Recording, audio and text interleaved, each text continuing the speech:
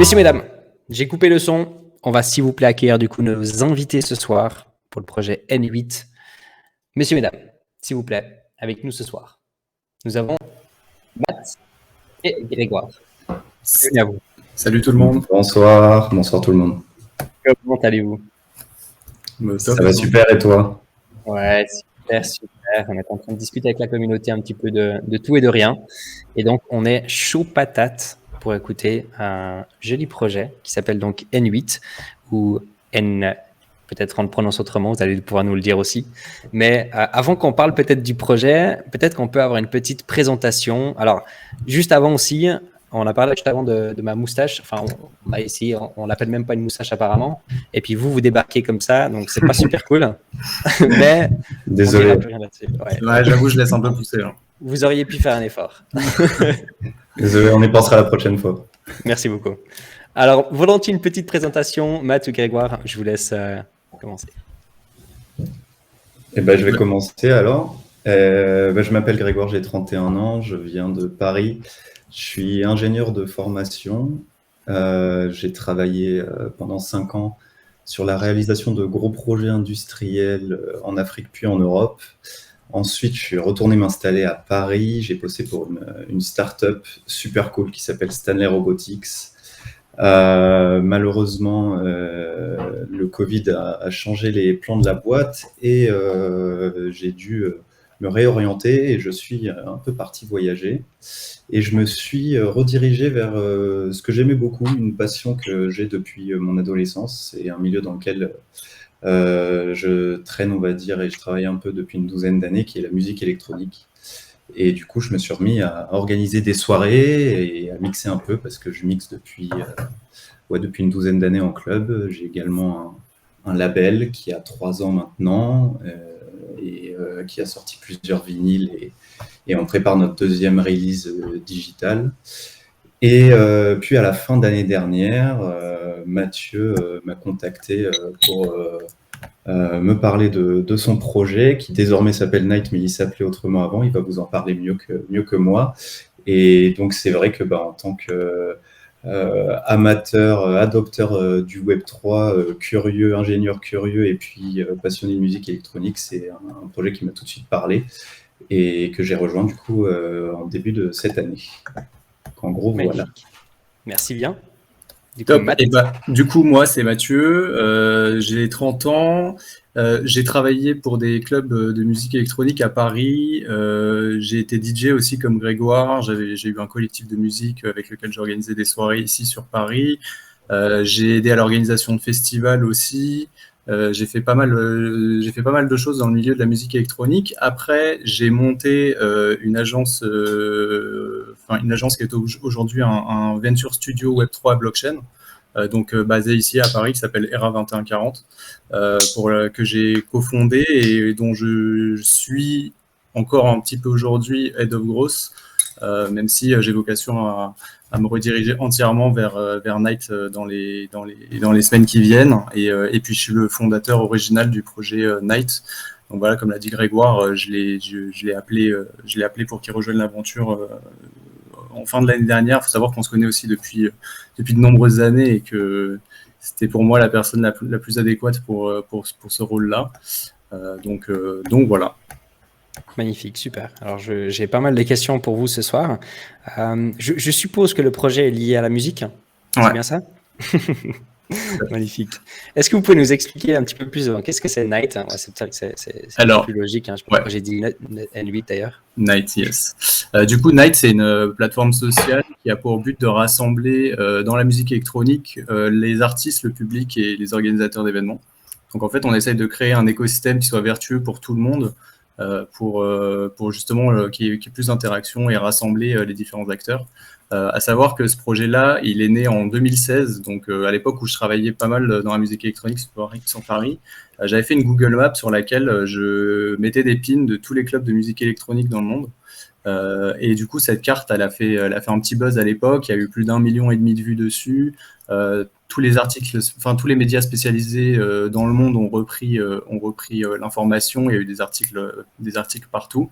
On a décidé d'en faire une application complètement Web 2 en 2019 Donc on a créé une société, on a développé une application. Ensuite, il y a eu le Covid, donc qui a un peu mis à mal beaucoup de secteurs, dont l'événementiel. Donc on a un peu mis le développement au minimum de la cadence. Et puis à un moment, on s'est quand même dit que on était tous dans le Web3 et la blockchain. On s'est dit que il y avait plein de nouveaux usages à créer pour notre marché et pour ce qu'on avait envie de faire. Et puis, on voulait pas faire une énième application de sortie avec un annuaire, une application de ticketing. Donc, c'est là que j'ai appelé Grégoire et qu'on a réfléchi ensemble et avec les autres associés de Night à comment réussir à l'adapter pour le Web3 et ses usages et ce que ça peut apporter de bénéfique justement pour notre écosystème. Ouais, je pense, c'est un petit peu le but aussi, voilà, du côté du Web3, c'est de vraiment trouver en effet cette utilité qu'elle peut apporter en plus. Mais c'est cool de voir en effet un projet de 2016 qui a finalement très bien fonctionné à l'époque, qui aujourd'hui malheureusement a bien subi à cause de Covid. Je pense comme beaucoup de projets, mais je pense surtout pour les events, c'était plutôt catastrophique. Ouais. Aujourd'hui, ça peut reprendre. Est-ce qu'aujourd'hui, cette application, elle fonctionne? Est-ce qu'il y a déjà des utilisateurs? Est-ce qu'elle est complètement en stand-by? Où est-ce que vous en êtes aujourd'hui avec l'application? L'appli, aujourd'hui, elle est en stand-by. Il y avait eu une bêta, donc la version Web 2, une bêta qui avait été... l'inscription à la bêta avait été sold out assez rapidement. Donc tout ça a été mis en pause. Mais la version Web 2 est en gros prête à 90%. Sauf que comme on a fait notre switch Web 3, on va attendre d'avoir développé au moins une partie de la nouvelle couche Web 3 avant de relancer un nouveau produit sur le marché. Ok, magnifique. Parce que du coup, si on revient un tout petit peu, donc cette idée que vous avez eue en 2016, quelque part, vous avez vu qu'il manquait quelque chose. Vous des personnes qui sont beaucoup de sorties, je suppose aussi, beaucoup durant des fêtes, sur des events, etc. Vous avez sûrement aussi discuté avec pas mal de personnes qui étaient du coup là-bas. Et puis, il manquait quelque chose. Donc, c'est pour ça que vous êtes venu avec cette application. Est-ce qu'il y a de la concurrence aujourd'hui également sur le marché, que ce soit le Web 2 ou le Web 3, qui font un petit peu la même chose ou bien pas spécialement? Ouais, alors, en fait, on a plusieurs concurrents indirects, on va dire, parce qu'il y a personne qui fait exactement ce qu'on veut faire. Donc il y a dans le Web 2, il y a tout ce qui est réseaux sociaux liés à la musique électronique, donc ou médias d'ailleurs, comme Resident Advisor par exemple, qui est aussi une billetterie. Donc ça, c'est tous nos autres concurrents aussi indirects, c'est tous les acteurs de ticketing. Donc sur la musique électronique, il y a Shotgun, Dice, Resident Advisor. Et du coup, en Web3, il commence à y avoir des billetteries aussi NFT, qui font du ticketing NFT qui commencent à voir le jour.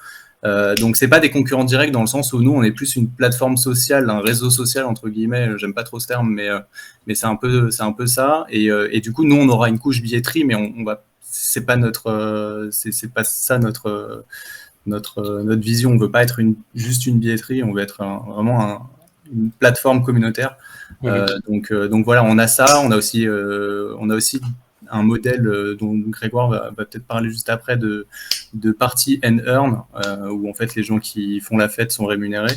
Donc ça aussi, il y a aussi des gens qui se lancent un petit peu là-dessus aujourd'hui, mais on va dire que dans le secteur de la musique électronique, c'est quand même assez niché, avec une communauté qui est assez pas petite, mais qui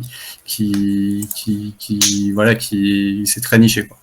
Ouais, je voudrais revenir. Pardon, excuse-moi, vas-y. Non, vas-y seulement, Grégoire. Ouais. T'as parlé de quelque chose qu'on aurait pu identifier. Ce que Mathieu, à l'époque, a bien identifié, en tout cas, et ce que moi, en tant qu'utilisateur, j'avais identifié, c'est que ces dernières années, sur les applis ou sur les sites web, pour trouver une soirée qui t'intéresse, tu vas scroller un annuaire de soirée. Les UX, en général, sont pas terribles. Et la recommandation y est très faible, c'est-à-dire qu'on te balance tout et il y a un peu de tout et n'importe quoi, pas forcément de curation en fait. Et l'idée du coup de la carte, qui était l'idée originale de Mathieu, l'idée c'était de la transposer en appli, où quand tu ouvres ton appli, tu as ta carte, donc tu vois les événements autour de toi à la date que tu sélectionnes, donc la date du jour, mais tu peux la changer. et d'avoir un parcours utilisateur super fluide et pour trouver ton événement.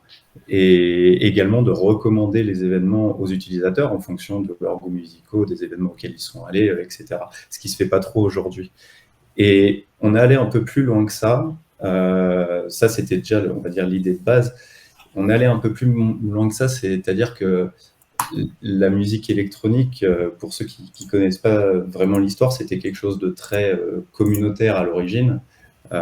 Et c'est devenu très mainstream dans les années 2000, on va dire, ça a commencé.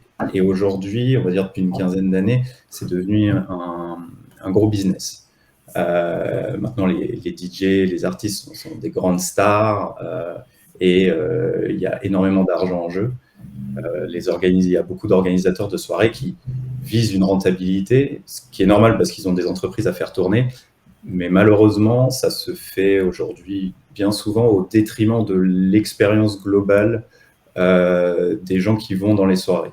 On trouvait ça un peu dommage. Donc nous, le but, c'est avec cette plateforme communautaire, c'est de redonner un peu une place centrale au public, redonner un peu le pouvoir, on va sûrement en reparler plus tard, au public et ressouder cette communauté. Et c'est vrai qu'aujourd'hui, on le voit à travers plein de projets, c'est vrai que le Web3 est un formidable outil d'avenir pour fédérer des communautés. En tout cas, on en est persuadé. Ouais, c'est un très bon point, je pense. Moi, j'ai très peu de temps ces dernières années de sortir, j'avoue, mais de ma connaissance en tout cas, moi qui ai quand même sorti dans des grandes villes comme à Anvers en Belgique et puis à Bruxelles, mais qui est ici dans des régions beaucoup plus villageoises, c'est très complexe en fait de trouver quelque chose sur Google en général. Et puis souvent, en fait, on est plutôt recommandé par nos amis en disant ah oui, il y a une fête au cas où là-bas, et donc du coup, on y va. Point. De voir des recommandations, des choses comme ça, ou voir quitte à avoir un algorithme, si j'ai bien compris, du coup il y aura peut-être ça aussi, qui va voir l'application, qui voit voilà, je vais plus à des soirées de rock, et les recommandations, je suppose que je vais plutôt avoir des événements de rock qui vont avoir plutôt en recommandation. Je suppose qu'il y a un algorithme du coup derrière qui va également voir un petit peu tout ça. Ouais. Il y a de ça. C'est un très bon point ce que tu disais sur le fait que toi, tu es dans une région un peu plus villageoise où il n'y a pas forcément des choses... c'est un peu compliqué pour toi d'aller trouver l'information sur des endroits où tu dois sortir. Et du coup c'était ça un peu l'idée de base. Je rebondis là-dessus en 2016 quand j'ai lancé la carte. C'est que moi, j'étais sur pas mal de groupes Facebook de personnes qui sortent. Et en fait, il y avait souvent la question de personnes qui se déplacent à d'autres endroits. Par exemple, ils allaient en vacances à Prague, à Barcelone ou je sais pas où. Et en fait, ils arrivaient dans une ville et ils savaient pas où aller. Et en fait, l'idée, c'était que tu avais ta carte, tu pouvais aller regarder tous les clubs qui étaient dans la destination dans laquelle tu allais. Et ensuite, tu avais tous les événements, enfin tous les lieux qui correspondaient un peu à tes critères, parce que j'avais ciblé ça sur que des musiques, que des clubs de musique électronique où on passe majoritairement de la house, de la techno. Et du coup, il y avait déjà un début de curation et tu savais très bien qu'en allant sur cette carte, tu allais pouvoir trouver des clubs qui allaient fit avec tes goûts musicaux directement. Et après, tu avais juste à te renseigner sur les événements qu'il y avait dedans, quoi. Ouais, exactement. Ouais, c'est vraiment top, je pense. Puis ça peut avoir vraiment une utilité pour beaucoup de personnes différentes. Il y a déjà une implication ici, puis je pense que ça vaut la peine en effet qu'on explique peut-être un petit peu plus le lien justement entre une application Web 2. Pourquoi est-ce que vous n'auriez pas tout simplement pu rester sur le Web 2 puis créer ce business en effet qui est tout à fait logique quelque part. Peut-être que vous pouvez nous dire un petit peu plus l'utilité derrière des NFT, en quoi ça consiste réellement. Peut-être que du coup on peut avoir un petit peu plus on va dire, d'imagination de l'utilité aussi de la blockchain.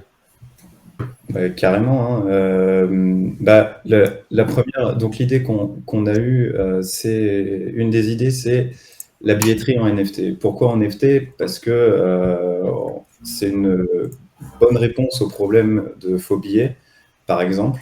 On a vu les problèmes récents à la finale de la Champions League à Paris, par exemple.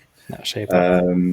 Oui, il y a eu des gros problèmes de faux billets. Le match a commencé à 35 minutes en retard à cause de la gestion de l'entrée et des faux billets. Donc, ça a été un peu une catastrophe. Et oui, c'était en France, donc on n'est pas très fiers.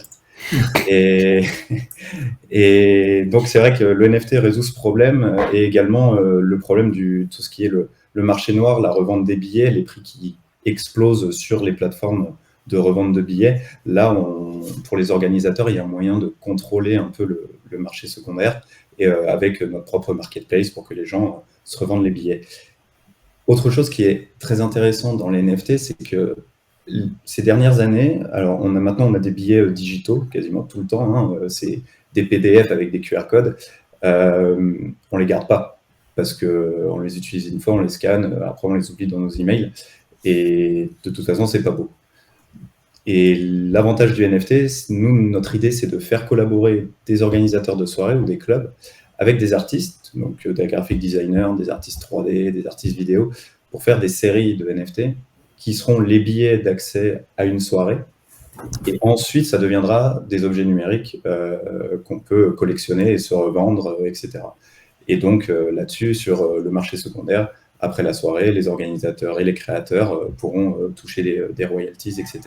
Donc, pour peu qu'on attache de l'émotion à cette soirée, que pour X ou Y raison, la soirée est mythique, ces billets peuvent prendre de la valeur, comme aujourd'hui se revendent des billets des Beatles ou des Rolling Stones, des billets papier sur eBay, quoi. Donc ça, c'est le premier point qu'on trouve assez sympa. Ouais, moi, si je peux rebondir là-dessus, moi j'ai plein de potes qui collectionnaient les tickets des clubs quand ils y allaient il y a 10-15 ans. Et en fait, ils ont arrêté tout simplement de les collectionner parce que vu qu'on est passé sur des solutions beaucoup plus modernes de billetterie avec des applications mobiles, des trucs comme ça, on a perdu ce truc d'avoir le ticket, d'avoir son ticket papier imprimé qu'on peut coller chez lui, enfin chez soi sur son mur. Donc c'est un peu aussi cette idée de retourner un peu aux sources, comme l'a dit Grégoire tout à l'heure, de retourner à la base de ce qu'était la culture de la underground et musique électronique dans les années 90. Et du coup, il y a ça. Et après, l'utiliser la blockchain, au-delà des NFT aussi, si on peut peut-être commencer à en parler, c'est parce qu'on a toute une mécanique de party and earn derrière, où en fait on rémunère en token les personnes qui vont aux événements.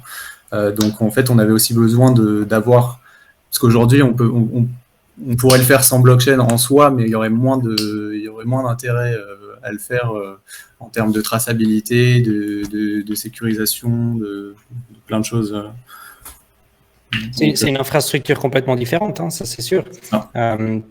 Je pense qu'en effet, l'utilité, c'est des choses aussi qui sont importantes déjà de mettre en place au tout début d'un business. Et puis là, je vois vraiment bien l'utilité déjà des NFT, pour être honnête. Je vois vraiment, j'ai plein d'idées déjà, rien que ça qui viennent aussi en tête. Et puis aujourd'hui, c'est vrai que je prends des gros événements peut-être, mais comme comment ça s'appelle, c'est comme Climax, si on parle du hardstyle, des choses comme ça, comme à l'époque, je crois que on a en effet quand même presque des boîtes comme ça qui viennent à la maison, quelque chose d'assez unique, et c'est un vrai souvenir pour les gens d'avoir en effet comme un cadeau ce joli ticket, etc. Et maintenant, il y en a de moins en moins, et puis je pense qu'en effet sur le long terme, de pouvoir retrouver ces NFT voilà, moi il y a 20 ans, c'était encore en plus de ça, c'était au tout début de la blockchain. J'avais été à un petit événement, il y avait une personne connue qui était venue. Il y a beaucoup d'histoires là derrière. Et donc, en fait, du moment qu'il y a une histoire à raconter, c'est quelque chose qui est extrêmement important pour un NFT, je trouve.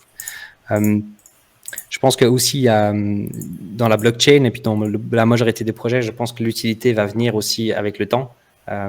Parce que c'est en utilisant l'application, c'est en ayant des utilisateurs que les idées des fois ils viennent. Ça c'est peut-être que mon point de vue, mais je pense qu'il y a en effet de toute façon aussi ce côté-là. On a déjà prévu pas mal d'utilités. On a déjà plein de points, que ce soit pour le public, pour les organisateurs d'événements, pour les artistes. On a déjà une liste énorme d'utilités. On a des idées aussi à implémenter à 5 ans. Donc en termes d'utilité, en fait, c'est là où la blockchain a été un peu évident pour nous, c'est que, comme on l'a dit, on aurait pu le faire hors blockchain, mais on n'aurait pas eu autant de possibilités en termes d'utilité par rapport à ce que ça peut nous apporter, en fait. Mm-hmm.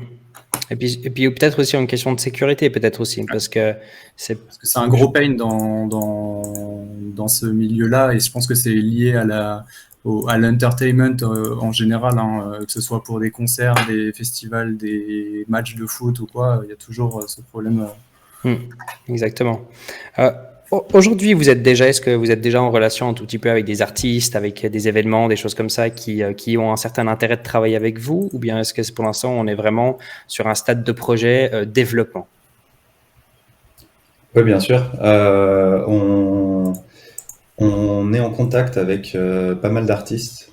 Tout d'abord qui nous accompagnent en tant qu'advisor sur le projet, notamment Dan Genassia de Apollonia, qui vient de France, et également Maelstrom français. On est en contact avec d'autres artistes, donc petit à petit on fait notre équipe autour de ça. Et le but également, c'est que ils nous ouvrent aussi leur réseau pour atteindre des clubs. Mathieu était en contact déjà avec des clubs à Paris pour l'appli.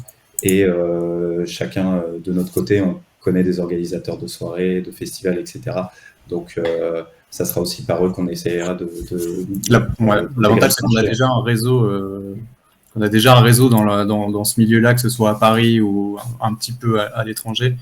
Donc, on a déjà des personnes qui ont montré des intérêts, que ce soit au niveau des clubs, des artistes ou même des utilisateurs de l'application. Au-delà de l'attraction qu'on avait déjà sur les premières versions. Donc là-dessus, on a déjà un vivier de partenaires potentiels qui sont intéressés par la solution dès qu'elle sera développée. Ok, magnifique, super. Si on parle un petit peu du token, donc tu as parlé aussi du token, est-ce que vous voulez nous parler peut-être un petit peu de la token economics et puis également sur quelle blockchain vous avez décidé donc du coup de sortir votre token et puis pourquoi? Oui, bien sûr. Je pense qu'on va commencer par la blockchain. Nous, il nous fallait une blockchain avec des critères assez précis parce que pour faire une billetterie, déjà, il faut que ça aille vite. C'est-à-dire que si je commande mon billet, que l'événement est dans 2 semaines, c'est pas très grave si je reçois mon billet dans la minute, dans un quart d'heure, dans 2 heures. En revanche, si je suis dans la queue d'un club et que je vais faire scanner mon billet et que j'achète en last minute, il faut que ça arrive tout de suite. Donc, il nous fallait une blockchain rapide. Ensuite, une blockchain avec des frais de transaction assez faibles.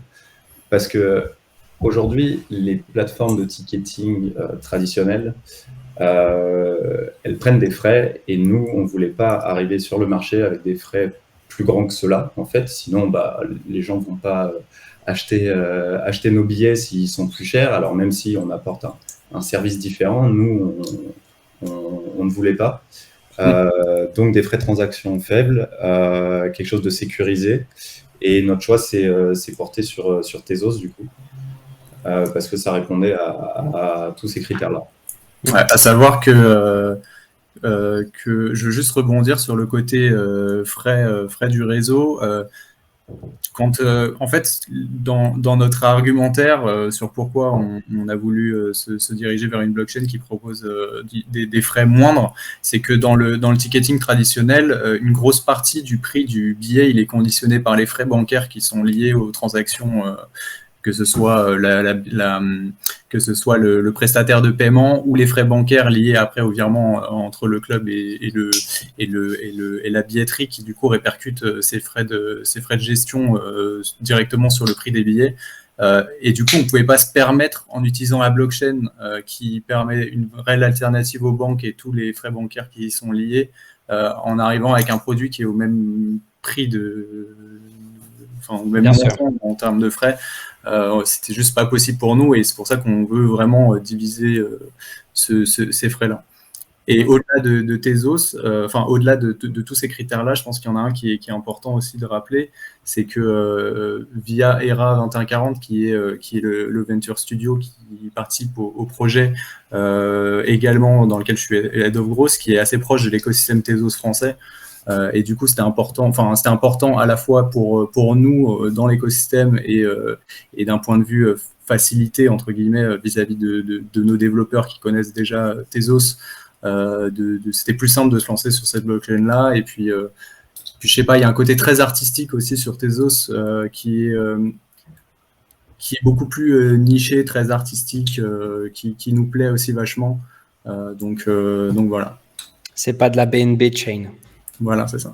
Ok, intéressant. Et est-ce que c'est quelque chose qui va être, vous pensez de votre côté, utile d'être multi-chain ou pas spécialement dans le sens que sur votre application, ce sera extrêmement user-friendly par exemple, et puis que il y aura un wallet intégré très facilement, que vous allez pouvoir peut-être, je sais pas, aider les utilisateurs justement à avoir un wallet et puis de faire les achats nécessaires pour avoir des fonds aussi dessus. Comment est-ce que ça va fonctionner un petit peu en tant qu'utilisateur? Si moi je suis tout nouveau, j'ai jamais acheté de la crypto-monnaie, puis je veux du coup acheter mon ticket sur votre application.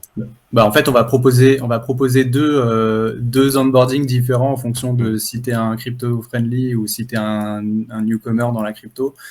Ou on va vachement plus mettre en avant le fait que tu peux payer en euros, où il y a une conversion qui se fait derrière, où tu la verras pas forcément. Tu auras ton wallet et on va essayer de t'éduquer parce que c'est un sujet aussi qui nous tient à cœur, c'est d'éduquer les personnes à l'utilisation de la blockchain et tous ces rouages. Du coup, il y aura ce côté-là où, en termes d'UX, la blockchain sera transparente. Parce que pour nous, la blockchain, c'est une technologie qui doit nous permettre d'arriver à faire le produit qu'on veut, mais ça ne doit pas être le produit, en fait. Donc, on va accompagner les personnes, les nouvelles personnes sur la création de leur wallet, sur le fait qu'il faut charger leur wallet, que ce soit en euros, en Tezos, avec la conversion derrière. Pour acheter nos tokens natifs qui vont permettre d'acheter les billets. Et à côté de ça, il y aura aussi un onboarding pour les personnes qui s'y connaissent déjà, où il y aura un Connect Wallet Temple, où tu pourras directement mettre tes Tezos sur la plateforme, les convertir et pouvoir utiliser en quelques minutes la plateforme. Ouais, c'est super important pour nous en fait au début de faire quelque chose assez transparent et facile parce que aujourd'hui le public de musique électronique c'est pas forcément un public qui est crypto adopteur. Il y en a dedans, mais il y en a très peu. Et du coup, si on arrive avec un produit qui fait déjà un peu peur, on n'arrivera pas à convaincre les gens. Alors que si on fait quelque chose de très simple et qui leur apporte des bénéfices tout de suite, ils vont utiliser l'application et par la suite, on leur expliquera comment ça marche et on espère qu'ils se rendront compte de comment ça marche, ce que c'est la blockchain et du coup participer un peu à notre échelle à la démocratisation en fait. Ah, exactement. Ah, mais c'est top, c'est assez intéressant en effet de voir des projets utiliser aussi un petit peu Tezos parce que c'est une blockchain moins utilisée quand même. On a surtout à cause du marketing, les gens ils partent beaucoup sur Polygon, sur Binance Smart Chain, etc. Donc plutôt bien, j'aime bien. Si on reprend un tout petit peu peut-être la token economics du coup du token, est-ce que vous pouvez nous en dire un petit peu plus? Ou bien même si vous voulez partager l'écran, vous pouvez au cas où. Comme ça, si d'un coup, il y a des chiffres ou quoi que ce soit, c'est toujours cool de pouvoir en effet les voir. Bien sûr. Alors, tu veux partager, Grégoire? Ouais, j'arrive. Prends ton temps. Et donc, je poserai la question après, liée justement au listing et des choses comme ça aussi. Où est-ce que vous en êtes actuellement?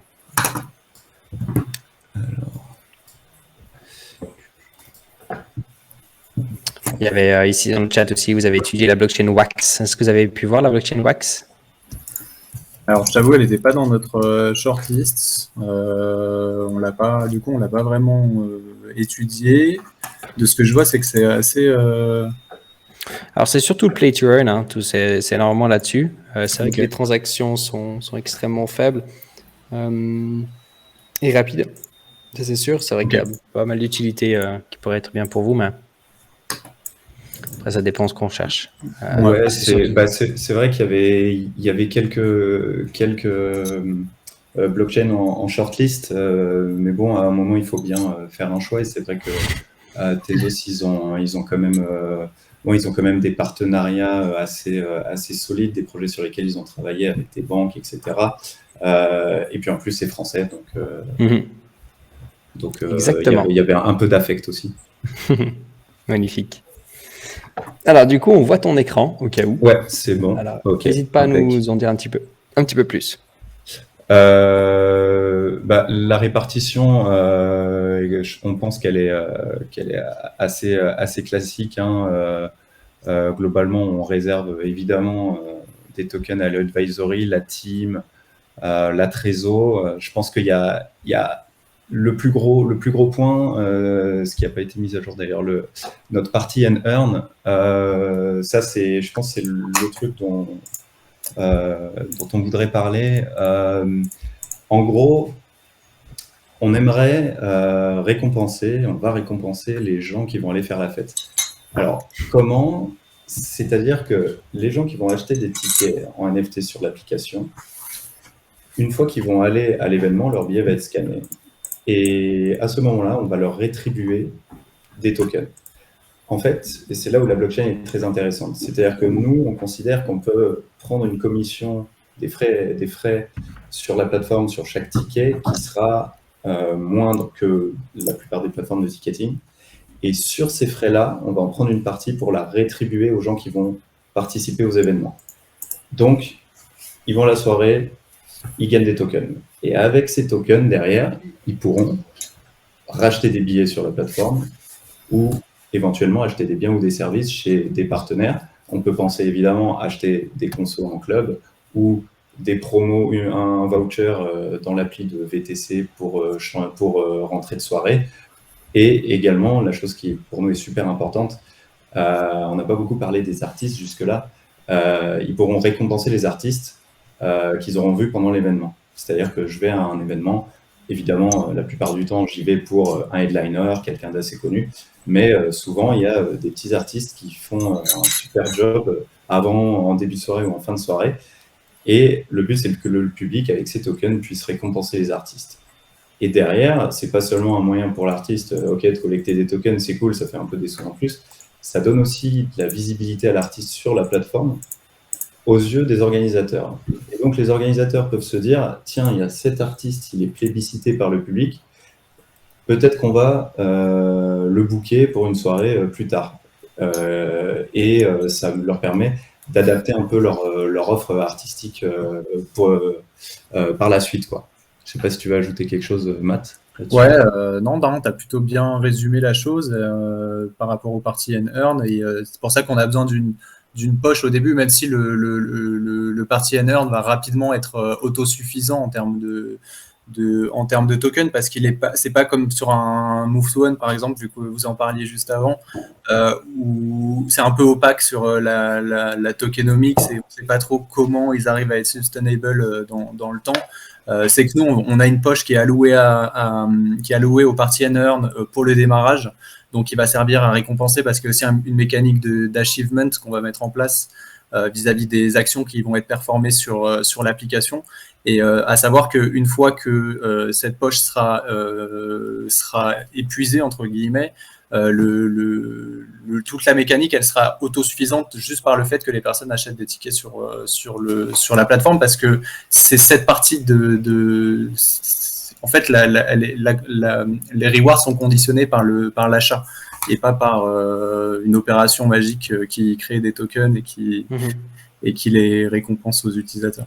C'est un très bon point, et puis je suis tout à fait d'accord. C'est une token economics du coup qui peut vraiment être calculée, et puis et puis il y a aussi quelque chose de bien plus logique derrière. Il y a beaucoup de personnes. Bon, je vois aussi un petit peu sur le chat. Si je prends 3 rums, je serai récompensé. Est-ce qu'il y a le côté un tout petit peu, alors de toute façon on sait que ce sera pas du drink to earn, mais est-ce que demain on peut peut-être avec l'application, il y a un partenaire ou je ne sais pas, d'un événement ou d'une soirée, on achète un ticket et puis on peut payer avec vos tokens à l'intérieur aussi pour acheter par exemple des verres ou des choses comme ça, ou est-ce que c'est pas du tout le plan? Bah ça, en fait, on a ça en idée. C'est pas prioritaire dans le sens où dans certains pays, dont par exemple la France, en fait, les caisses enregistreuses au niveau du bar, elles doivent être certifiées, avoir des normes ISO, etc., pour éviter des problématiques si on liées au blanchiment d'argent, à plein de choses. Et à la falsification de comptes, etc. Et du coup, il y a plein de caisses en fait qui ont leur propre OS et on peut pas venir se brancher dessus ou quoi. Je sais qu'il y avait Shotgun qui avait essayé de faire en fait, on pouvait payer les verres directement sur l'application et aller au bar et se les faire scanner. Il me semble qu'ils ont arrêté ça pour cette raison, entre autres, et aussi le fait que ça prenait vraiment beaucoup de temps au personnel sur place de pouvoir de pouvoir scanner en fait toutes les personnes et vérifier qu'elles ont bien payé, etc. Et c'était assez contraignant en fait pour les équipes sur place. Donc c'est une idée qu'on a, qu'on développera sûrement à un moment si on en a la capacité technique, légale et qu'on ressent vraiment le besoin de le faire pour les organisateurs. Mais ouais, c'est un bon point, c'est un très bon point. Dans le sens qu'une personne qui veut vraiment aller faire la fête peut se dire, en fait, il me faut juste mon téléphone et puis j'ai rien, puis mes clés, façon de parler, et puis j'ai rien besoin d'autre. En vrai, aujourd'hui, c'est déjà un peu le cas. Ouais, en fait, c'est déjà le cas, en fait. Ouais. Ça fait trop longtemps que je suis pas sorti, mon Dieu. Maintenant, tout le monde prend le sans contact, tout le monde a son vrai, il s'agisse aussi. Ouais. C'est vrai. Non, c'est exactement ça. Ok, ça c'est super intéressant. Donc merci bien aussi d'avoir bien montré aussi le play to earn. Parce que j'aime bien le play and earn. Party and earn, mon Dieu. Oh là là, party and earn. C'est une mauvaise habitude que j'ai là. Ouais, parce qu'on veut vraiment différencier et pas rentrer dans le party to earn, parce que en fait on pense que party to earn c'est vraiment on oblige les gens à faire la fête pour gagner de l'argent, et en fait c'est pas vraiment notre finalité. Nous on veut que à travers l'expérience qu'ils vont vivre en sortant, ils soient rémunérés, et que la rémunération ne soit pas conditionnée par un acte d'achat en fait, mais plus par une expérience. Ah, j'aime beaucoup. Je vois que l'équipe est aussi à 9%, donc c'est plutôt bien. On est quand même avec un pourcentage un petit peu en dessous de la majorité des projets qu'on voit quand même aujourd'hui. La trésorerie, est-ce que vous pouvez nous en parler un petit peu plus de la trésorerie, en quoi elle consiste? Oui, bien sûr. Ça va être tout simplement des tokens qu'on va se libérer progressivement pour alimenter ensuite l'entreprise et le développement de l'entreprise, donc que ça soit technique ou organisationnel, quoi. Ouais. Très bien, parfait. Et donc on a aussi, c'est des proof of stake. Pardon, on aura 15% dans le staking. Je vois qu'on a aussi un seed sale. Est-ce que vous pouvez nous en parler un petit peu de ce côté seed sale, pre-sale, public sale? Où est-ce que vous en êtes aujourd'hui? Est-ce que c'est déjà passé? Est-ce que vous avez déjà fait le seed, le private? Est-ce que le public doit encore venir? Et quel est un petit peu vos plans vis-à-vis cet été et puis le marché? Yes. Alors, on est en train de faire notre seed sale, donc avec des investisseurs privés proches de nous, donc uniquement notre réseau, premier cercle, on va dire. Et à la base, on voulait enchaîner rapidement avec ensuite la pre-sale qui sera ouverte, on va dire, au public, mais aux gens qui seront whitelistés. Donc, pour avoir des whitelists, j'invite tout le monde à nous suivre sur Discord et Twitter. Et ensuite, la public sale qui sera sur des launchpads. À la base, on voulait enchaîner ça rapidement, et malheureusement, avec les conditions de marché actuelles, on va repousser toute la partie publique, on va dire. On va quand même faire notre site pour amorcer, avoir des fonds pour commencer à développer et faire décoller tout ça. Et puis, on va attendre un peu que le marché soit meilleur pour faire la publique. Parce qu'actuellement, je pense qu'il y a un peu de peur chez les investisseurs. C'est peut-être pas le meilleur timing, en effet. Ouais, on s'est un peu retrouvé au mauvais moment. Mais d'un côté, c'est bien aussi pour nous, parce que sur notre site, on va avoir des investisseurs qui croient vraiment au projet, parce qu'ils vont investir dans un moment qui est pas facile. Et puis, comme tu l'as dit, on a une tokenomics qui est assez faible en termes de reward de l'équipe, etc., par rapport à d'autres projets.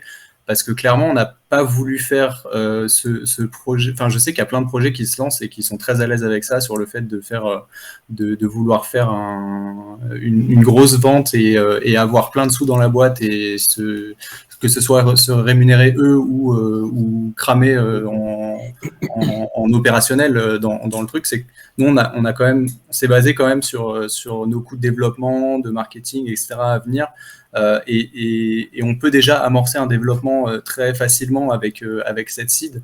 Et du coup, le but, c'est pas de se lancer tête baissée dans toutes les phases de la vente, sachant qu'on peut tenir sans tout faire d'un coup, et justement pour attendre que les conditions de marché soient meilleures et que tout le monde s'y retrouve au final de la meilleure des façons, quoi. Ouais, tout à fait. Ok, ça c'est vraiment top. Il y a, au cas où pour toutes les personnes du coup qui veulent aller rejoindre soit sur le site internet, mais également donc le Twitter et le Discord pour aller avoir un petit peu plus d'informations. Les liens sont dans le chat, puis sinon vous pouvez mettre N8 et puis vous avez tous les liens nécessaires. Juste peut-être encore une dernière chose sur tout ça. Donc, est-ce que vous pouvez juste nous parler des prix des tokens du coup, parce que là on voit aussi le cliff et puis le vesting, donc ça c'est tout bon. Mais le prix donc du coup des seed sale, pre-sale et le public sale, peut-être des tokens. Là, il n'y a pas les prix là-dessus. Ah non, il y a Alors, pas les si elles sont déjà Non, elles on sont les déjà a, faites. c'est juste qu'on les a pas affichés sur le light paper pour l'instant. Yes. Tu les as, Grégoire, ou tu veux... Oui, bien sûr, bah, pas ici, mais on a décidé de partir avec un token en seed à 5 centimes de dollars. Et on montera à 19 centimes au listing.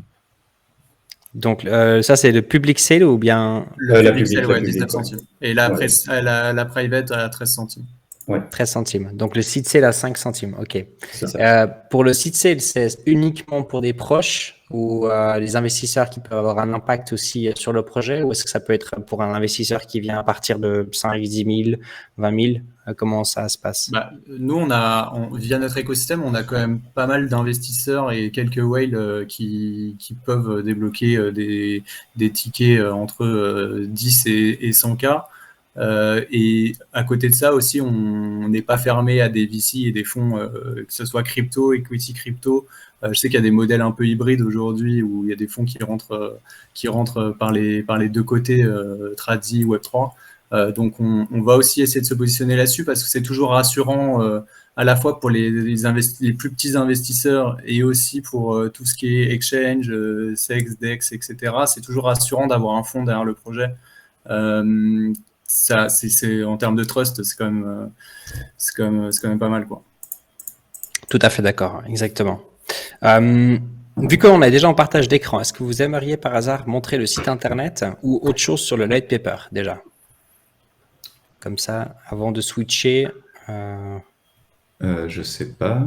Qu'est-ce qu'on veut montrer?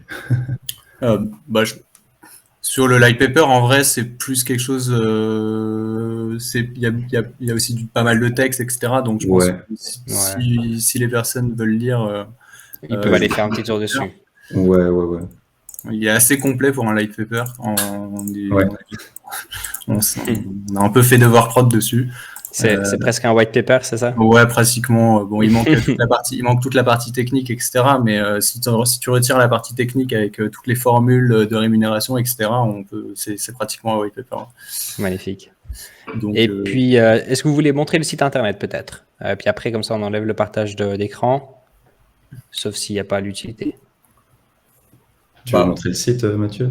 Aujourd'hui, il n'y a pas vraiment d'utilité parce qu'en soi, ce qui est repris dans le site internet, c'est plus ou moins ce qu'il y a dans le light paper. Et puis, il y a quelques animations avec des animations en chargement, etc.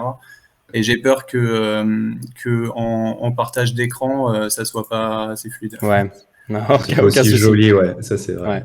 En tout cas, il y a le site dans le chat, donc pour si quelqu'un veut aller regarder, c'est !N8, n'hésitez pas.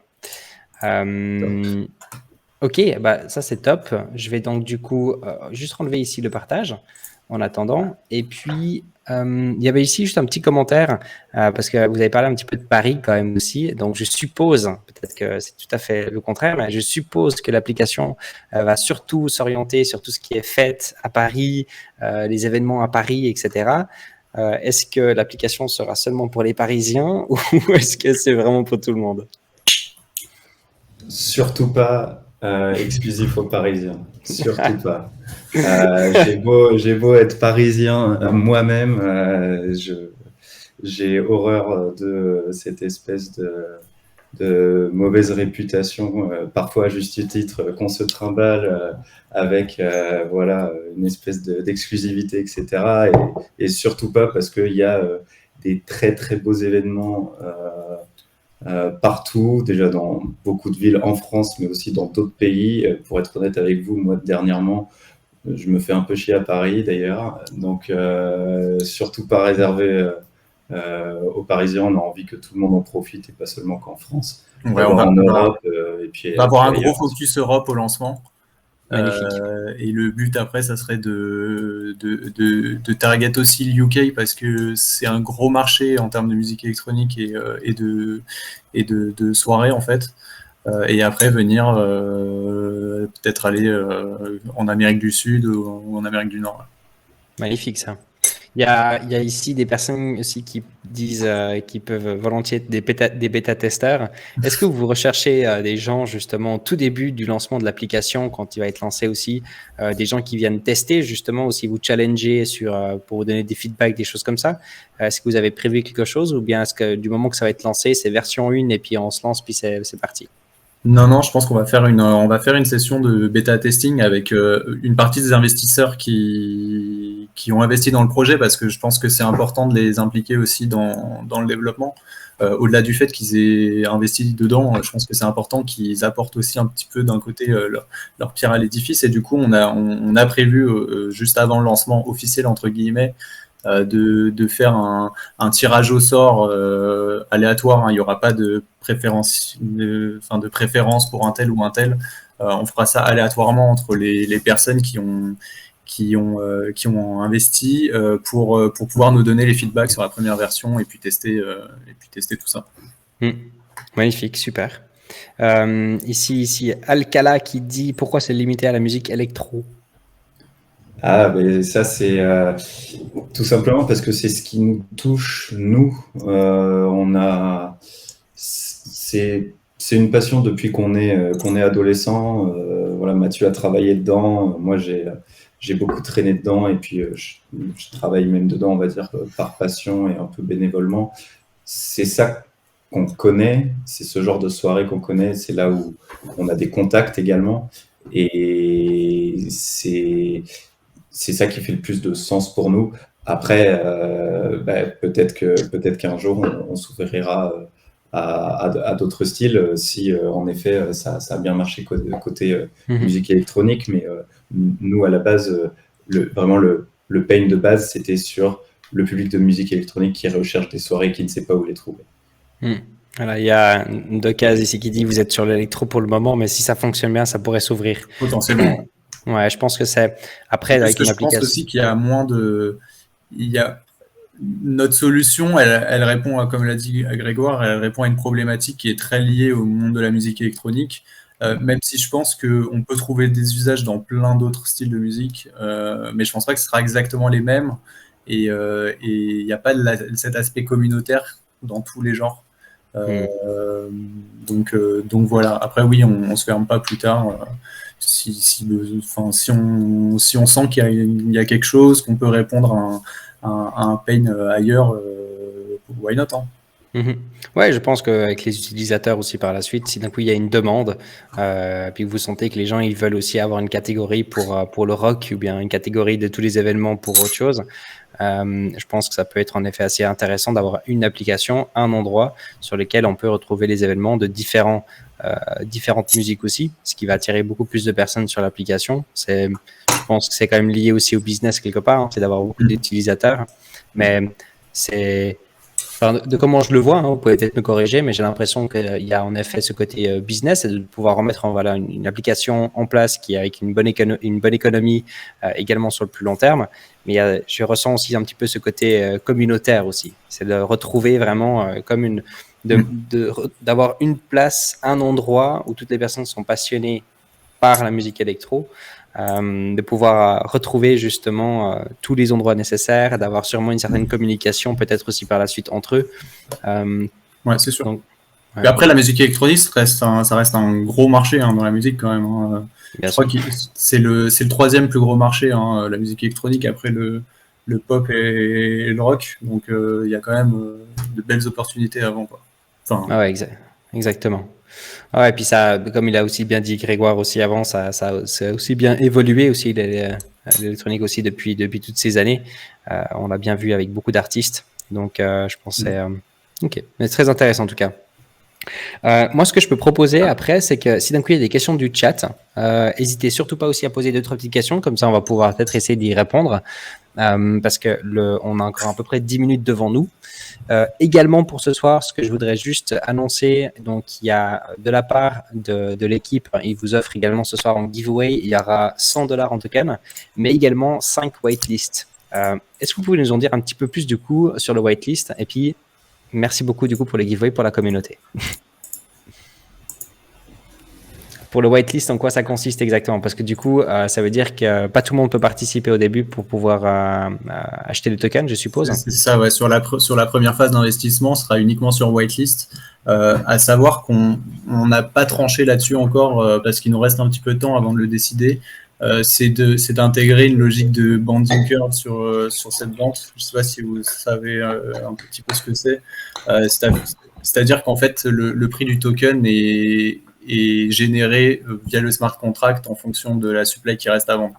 Donc en fait, si vous êtes là au début de la vente, vous aurez 13 centimes, et plus il y a des tokens qui sont vendus, et plus le prix augmente jusqu'à atteindre un prix maximum.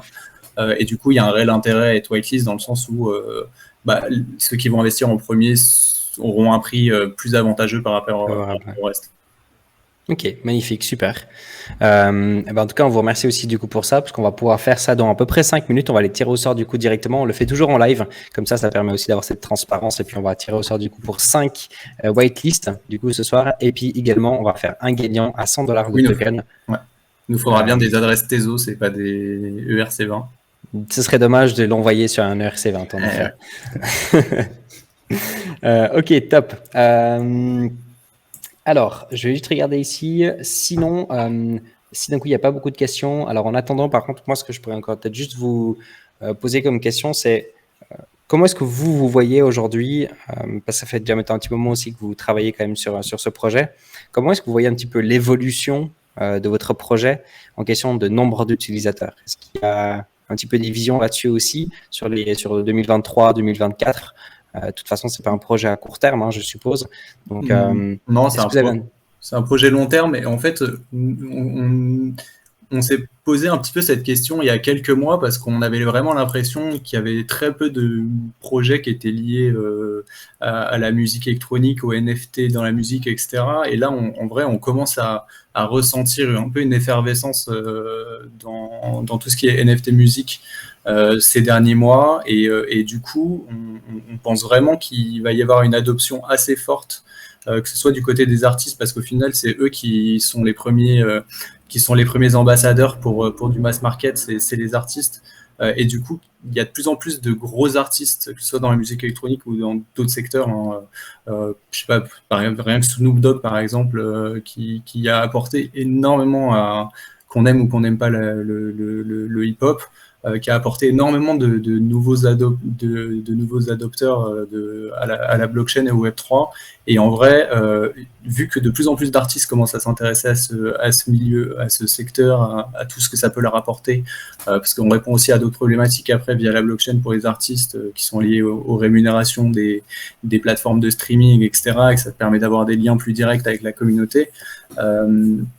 Donc, il y a de plus en plus d'artistes qui sont intéressés par ça parce qu'ils en ont un peu marre d'être, je sais plus comment on dit, la poule aux œufs d'or des majors et des plateformes de streaming. Et du coup, je pense que, en vrai, moi j'ai la conviction, après je pense que Grégoire partage la même chose, que dans les mois à venir et les années à venir, on va vraiment, au-delà de l'accès au Web3 par le mass market, on va avoir un vrai angle d'entrée via la musique qui va arriver, que ce soit par le côté artistique ou par le côté billetterie d'ailleurs. Et du coup, je pense que nous, on a un objectif mass market sur ce projet-là. Et c'est pour ça qu'on a parlé tout à l'heure de l'UX qui va nous permettre d'apporter des utilisateurs qui ne sont pas crypto-friendly. Donc voilà. Je ne sais pas si j'ai répondu à ta question. Mais... Non, oui, clairement. Du coup, je me permets de reposer rapidement une autre question en basant un petit peu sur ce que tu as dit. Est-ce que demain, on peut être utilisateur aussi de l'application sans vouloir participer sur le côté des NFT, des billetteries, etc., mais tout simplement pour essayer de trouver une communauté justement avec qui on a les mêmes goûts de musique? Complètement, et c'est même le but. Ouais. Hein. C'est ça qui est super intéressant. Par exemple, pour les organisateurs de soirées, il y a quelque chose qui est assez compliqué, c'est que c'est assez difficile de fédérer vraiment une communauté. Des personnes qui vont revenir à chaque événement. Au bout d'un moment, bon, on sait qui c'est, on les voit, on reconnaît des têtes. Mais au final, fidéliser, créer une communauté, c'est un peu le nerf de la guerre dans l'événementiel. Et avec cette plateforme, on veut le faire, donc via la recommandation d'événements, via aussi, par exemple, typiquement des séries de NFT qui peuvent donner des avantages en nature dans les événements. Par exemple, des accès early à des ventes de billets, des réductions, des guest lists, des choses comme ça. Et le but, c'est également pour les gens comme ça de se retrouver entre eux et du coup de créer des nouvelles connexions. Et ça sera possible. Par exemple, je vois sur l'appli, des personnes qui viennent à des événements, je me rends compte que c'est régulièrement les mêmes. Il peut y avoir des mises en connexion assez facilement à faire via l'appli et via des chats éphémères pour chaque événement. À savoir, si je peux rajouter aussi un point, c'est que nous, comme on l'a dit, la blockchain, c'est la technologie qui est derrière le produit, mais qui permet en fait les échanges. Ça sert uniquement pour les échanges internes de flux en fait dans l'application. Mais que nous, un utilisateur qui va télécharger l'application demain, s'il n'est pas blockchain et ça l'intéresse pas spécialement, il pourra quand même se connecter, il pourra quand même voir ses amis, il pourra quand même trouver les événements, il pourra quand même acheter des billets en fiat. C'est juste qu'il ne verra pas tout le mécanisme derrière et potentiellement, s'il veut récupérer ses gains liés au party and earn, là, il sera obligé de s'y intéresser un petit peu plus. Mais quand on dit aux gens, vous avez une cagnotte avec de l'argent dedans qui dort, les gens ils se réveillent tout de suite et ils vont faire l'effort de s'éduquer sur le sujet, et on sera là pour les aider justement pour les aider à ça. Ouais, c'est magnifique. Je vois vraiment un très bel avenir aussi là-dessus, et puis je pense qu'il y a aussi une grosse utilité pour vous du côté du real-time data. D'avoir vraiment les données en temps réel directement, ou de pouvoir travailler des oracles. Je pense que c'est extrêmement aussi important parce que vous allez pouvoir avoir les informations directement pour les utilisateurs, parce que c'est vrai que je suppose dans les events. Et c'est un bon point que tu soulignes parce que nous justement on est très sur le côté data, etc. En fait, il y a un pain aujourd'hui dans ce milieu-là, c'est que un organisateur d'événements qui veut organiser les événements et faire de la promotion de ces événements, il va se servir de Facebook, où c'est très opaque sur ce que Facebook fait de nos data, etc. Et nous, on veut prendre complètement le contre-pied, c'est-à-dire qu'on va proposer aux clubs, aux organisateurs d'événements, des solutions de marketing intégrées à notre plateforme, où ils pourront utiliser la data de nos utilisateurs, sauf que nos utilisateurs, ils auront le choix de partager leur data ou pas, et s'ils le font, ils seront rémunérés en token. Donc, si vous ne voulez pas avoir vos datas qui sont partagées au club, les clubs, ils auront des datas qui seront moins fiables, mais il y en aura toujours qui vont partager. Mais si vous le faites, vous allez gagner des tokens. Donc, vous êtes plus, en fait, vous êtes plus produit. Enfin, si, vous êtes toujours un produit, entre guillemets, mais vous êtes rémunéré pour ça, pour votre information, et c'est plus un GAFAM derrière qui se gaffe sur votre dos, quoi.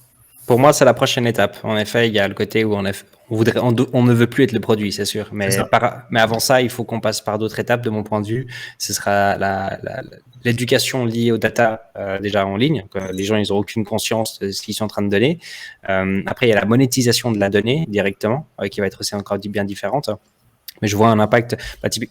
Je me permets de montrer le t-shirt. Enfin, Streamer, c'est pour une entreprise aussi pour laquelle je travaille. C'est typiquement ça, en fait. Eux, ils font du real-time data, et puis je voyais une grosse utilité, en fait, justement. Donc, on pourra peut-être une fois aussi en rediscuter. Carrément. Ça vaut peut-être la peine. Parce que, c'est super intéressant. Ok, magnifique. Merci infiniment d'avoir répondu à toutes ces questions parfaitement. Vraiment superbe. On va Merci du coup à toi. Partir sur le giveaway, si ça va pour vous. Yes. Moi, je vais partager mon écran. On le fait directement en live. Alors, pas que je fasse une connerie ici, parce que... tac. Là, on est tout bon. Alors, Ce que moi je vous propose, c'est qu'on commence avec les 5 whitelists, déjà pour commencer. Donc pour pouvoir participer aux 5 whitelists, et puis si vous participez une seule fois, vous allez directement participer pour les 5.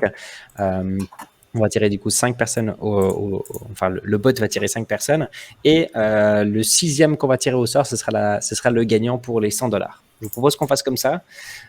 Donc pour pouvoir participer, il faut noter dans le chat N8 Night. Donc, histoire que l'algorithme de Twitch comprenne qu'on est en train de faire une interview de Night, que Jeff Bezos peut-être puisse vous contacter un jour avec un petit peu de chance. Et puis comme ça, voilà.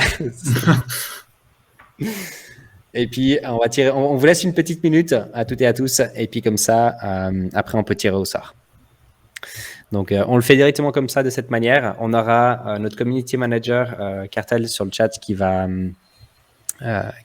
du coup prendre contact aussi avec les personnes, avec les gagnants. Et puis après, on vous transmet aussi les gagnants. Yes. Est-ce que vous aimeriez peut-être leur compte Twitter? Est-ce que vous aimeriez autre chose comme contact? Leur email peut-être? Qu'est-ce que... Email ou Twitter, en fonction de leur envie. Ouais, parce que je sais qu'il y a des gens qui sont un peu réticents à donner leur email. Bien sûr, donc, exactement. Le Twitter, c'est fine. Juste bien rappeler que c'est une adresse TESO, c'est pas... Voilà, exactement. Et pas ERC20, parce qu'il y en a quand même qui se trompent de temps en temps. Et c'est exactement ça. Faut éviter de faire des histoires pour rien. Ce serait dommage. Au pire des cas, si d'un coup, on verra bien l'adresse, si d'un coup il y a quoi que ce soit, on changera. On leur posera la question. On devrait plus, après les années d'expérience, on ne devrait plus avoir en tout cas ces soucis. Je ne sais pas si ça arrive à tout le monde. Bon, ça m'est déjà une fois arrivé, une seule fois en 6 ans. Mais ça m'a une fois arrivé. Malheureusement, c'était à l'époque. Mais on apprend normalement assez rapidement. Allez, on vous laisse encore peut-être 20 petites secondes, et puis après on va tirer au sort. Donc pour toutes les personnes qui étaient en mode podcast, qui sont sur le canapé, n'hésitez pas à lever votre petit cul, de venir noter N8 sur le chat pour pouvoir avoir un whitelist du projet. Et puis également le 6e gagnant touchera $100 en token pour pouvoir participer sur l'application. Et puis pour 2 cases, ce ne sera pas pour acheter du rhum, ce sera pour participer sur les NFT et les billetteries, sûrement beaucoup plus. Ça fait quelques soirées déjà, $100. Hein. Ça fait déjà quelques soirées, exactement. Normalement. Normalement, yes. S'il n'y a pas de COVID. Allez, ouais, c'est exactement ça, c'est fou. Hein. Ça a un impact énorme, le Covid, pour votre business. Ouais. Beaucoup s'en sont pas remis. Hein. C'est ça, exactement. Ouais. Il y a eu beaucoup de reconversions dans le monde de la nuit. Hein. Mais quelque part, vous avez un très très très bon timing aussi, parce que aujourd'hui, moi j'ai un petit bar au bord du lac ici en Suisse aussi, et puis on n'a jamais vu autant de monde. Depuis très longtemps, il y a des restaurants, ils n'ont jamais fait en plus de 20 ans autant de chiffres. Je peux parler aussi de ma famille qui a aussi un restaurant. C'est assez hallucinant. Et puis en fait, on ressent que les gens, ils en ont eu marre de ce Covid aussi. Ils sont en train de ressortir. On sent que les gens, ils se réjouissent de refaire la fête, etc. Le timing est quelque part aussi assez exceptionnel. Mais ça a mis un peu de temps quand même à arriver. Hein. Bien sûr, c'est normal, je pense. Et puis d'ailleurs, c'est peut-être même pas encore fini. On va peut-être encore avoir une vague de nouvelles personnes qui vont vraiment commencer à se lâcher bientôt, en espérant qu'il n'y aura rien qui va arriver. Mais je pense que le timing, il est mauvais, mais très bien aussi. Et puis, vous avez clairement aussi des avantages. Nous, on est complètement confiants là-dessus. Ouais. On sait qu'on va faire des belles choses. On est accompagné par des super personnes. En tout cas, moi, je me réjouis aussi de suivre justement le projet sur le plus long terme, et puis on pourra de toute façon refaire aussi une interview dans les prochains mois pour voir un petit peu l'avancement aussi du projet, toutes ces choses. Avec grand plaisir. Ouais. Merci Anthony. Allez, on va tirer au sort les amis dans 5, 4, 3, 2, 1. Et la gagnante est, pour le tout premier whitelist, Siegfried. Bravo à toi Siegfried. Bravo. Toujours très actif, magnifique. N'hésite pas. Donc Cartel, je te laisse faire le travail. Tu peux du coup contacter Siegfried déjà en privé et puis demander soit l'email, soit le Twitter, s'il te plaît. On va partir sur le 2e gagnant pour le whitelist. Messieurs, mesdames, le 2e gagnant est Michael, je suppose. Michael 10, bravo à toi. Tu viens de gagner aussi un whitelist. Merci de mettre un petit message. En fait, Siegfried, je sais qu'il est tout le temps présent, mais merci de mettre un petit message, juste un petit merci ou un petit coucou ou quelque chose, histoire qu'on voie que tu as bien gagné, parce que sinon, on va devoir le redonner à quelqu'un d'autre. Et puis après, on va directement. Thank you. Magnifique. Alors, c'est parti pour la troisième personne, messieurs, mesdames. Zloni, bravo à toi. Tu viens de gagner aussi un whitelist. Merci de mettre également un petit message sur le chat. Comme ça, on peut tirer au sort pour les 2 derniers. Et puis, hop, merci la classe. On va tirer au sort le 4e whitelist. Messieurs, mesdames, le 4e est Xamaz 00. Bravo à toi. Tu viens de gagner également. Bravo. Xamaz qui nous suit depuis le tout début, d'ailleurs, 28 février. Magnifique. Un OG. Incroyable, c'est le OG des cryptologiques. Incroyable. Yay, merci. Super cool. Et donc, le dernier whitelist, on est d'accord, hein, pas qu'on est sur un 6e, c'est bien le 5e. Donc, le 5e sera Sia Nur. Bravo à toi. Tu viens de gagner un whitelist pour le projet de Night. Bravo à vous, messieurs, mesdames. Et puis, on va du coup tirer au sort maintenant pour le gagnant ou la gagnante de $100 en token. Dallas, rien à voir. Allez, c'est parti, messieurs, mesdames. Le ou la gagnante pour les $100 est Ben Lyon. Bravo à toi. Bravo Ben. Ben Bravo. Lyon. Je suppose qu'il vient de Lyon. Bravo. Des Tu belles viens de gagner fêtes à également. Lyon. Ouais. Ah bah voilà. Il pourra directement bien les consommer.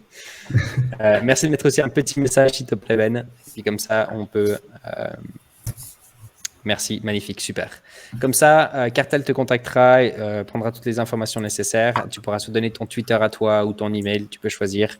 Et on va pouvoir faire le nécessaire du coup pour le giveaway. On vous partagera tout le nécessaire aussi. Mais on aime bien le faire en plein live, comme ça on peut aussi revenir dessus, recontrôler aussi les ID, etc. Parce que des fois, il y a des personnes qui créent des doubles comptes et puis après ils vous contactent, etc. Ah bah bravo. Donc voilà, c'était juste comme ça, on a vraiment la transparence totale. Eh ben, on a réussi quasi à faire ça dans le bon timing, à peu près 6 minutes près. Donc bravo à vous, merci infiniment. Merci. Merci beaucoup. Merci pour toi, Anthony, c'était très chouette. Merci pour l'invite. Yes, Bah, écoute, c'est avec plaisir grand de plaisir. revenir. Bah, avec grand plaisir. Hein. De toute façon, on garde contact. Et puis, du moment que voilà, vous avez avancé aussi avec on est peut-être dans le public sale ou à la fin du public sale, avec grand plaisir pour se revoir, pour voir aussi un petit peu l'avancement de votre projet. En tout cas, force à vous. Vous avez encore beaucoup de choses à faire. Ouais. Et puis, beaucoup de taf, ça, je sais. Yes. Donc, courage pour ça. Profitez bien quand même aussi de cet été. Et puis, bah, j'espère vous revoir tout bientôt. Puis, merci encore une fois infiniment. Merci à tous Avec et merci à tous plaisir. ceux qui ont participé dans le chat. Ouais, merci à tous. À toutes. Et bonne soirée à tout le monde. Ciao, ciao. Merci Ciao. beaucoup. Bye.